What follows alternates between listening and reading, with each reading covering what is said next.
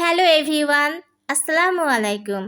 আমার আরেকটা নিউ ভিডিওতে তোমাদের সবাইকে স্বাগতম। সকালে ঘুম থেকে উঠে ছাদে চলে গিয়েছিলাম গাছে পানি দেবার জন্য। ছাদে কিছু গাছ লাগানো ছিল, সেইগুলাতেই আমি পানি দিচ্ছিলাম, যেমন ড্রাগন, পুঁইশাক, অ্যালোভেরা। কেউ আমাকে গাছে পানি দিতে বলে না, মাঝে মাঝে শখ করে আমিই দেই, আব্বু আম্মু দেয়। এই পুঁইশাকগুলার উপরে বান করা ছিল, সেই জন্য আমি বসে বসেই পানি দিচ্ছিলাম। পানি দেওয়া কমপ্লিট হয়ে গেল। পরে ভাবলাম আব্বু আম্মু তো নিচে আছে, আমিও যাই। এই তো নিচে চলে আসলাম। আসার পরে দেখলাম আব্বু কয়দিন আগে লাল শাকের বিচি কিনেছিল, সেগুলাই এখানে বুনবে। লাল শাকের বিচি এবং মাটি খুব ভালোভাবে একসঙ্গে মিক্সড করতেছিল আব্বু। বিচির সঙ্গে নাকি মাটি মিক্সড করা লাগে। অল্প করে বিচি বাটিতে নিয়ে নিয়েছে আব্বু ছিটানোর জন্য। মাটিগুলাকে ভালোভাবে খনন করে নিচ্ছিল আব্বু। আমি গাছে বেগুন উঠাচ্ছিলাম।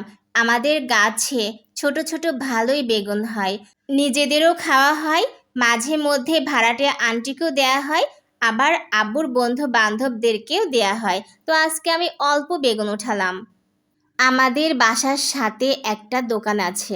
দোকানে আব্বু ওষুধের ব্যবসা করত, মানে ওষুধের ফার্মেসি ছিল। এখন দোকান বন্ধই রাখা হয়। দোকানের ছাদের উপরেই সিম গাছগুলা তুলে দেয়া হয়। এখানে সিম, করলা, পুঁইশাক, লাল শাক, বেগুন, টমেটো, কাঁচা লঙ্কা, মিষ্টি কুমড়া সব কিছু খুব ভালোভাবেই হয়, আর আমাদেরও খুব ভালোভাবেই খাওয়া হয়। তারপরে কাজ শেষ করে আব্বু আম্মুর সাথে বাসায় চলে আসছিলাম সকালে নাস্তা করার জন্য। আমি একা একা বলতেছিলাম, নিচে গিয়ে আজকে আমরা কতগুলা কাজ করলাম। রুমে নাস্তা নিয়ে চলে আসলাম খাওয়ার জন্য। আমি বলতেছিলাম, আম্মু পেঁয়াজু তৈরি করতে পারে না, আমি খুব ভালো পারি।